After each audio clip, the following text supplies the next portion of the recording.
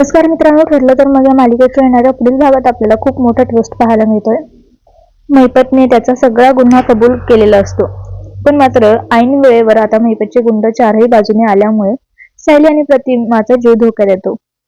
प्रतिमाचा जीव वाचवण्यासाठी लपून बसलेली सायली अखेर मैदानात उतरते. तर दुसरीकडे चैतन्य आता एकटाच महिपतच्या गुंडांशी लढत असतो. त्यावेळी तो गुंड आता मागून येऊन चैतन्याच्या डोक्यामध्ये रॉडने हल्ला करतो.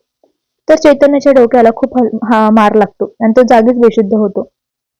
तर इकडे आता कोणालाच माहित नसतं की चैतन्याची अशी हालत तिकडे झाली आहे. त्याच वेळी तिथे पोलिसही येतात आणि ते महिपतला चारही बाजूंनी कव्हर करतात. त्याच वेळी तिथे आपल्याला महिपत आणि पोलिसांमध्ये मोठी फायटिंग पाहायला मिळते.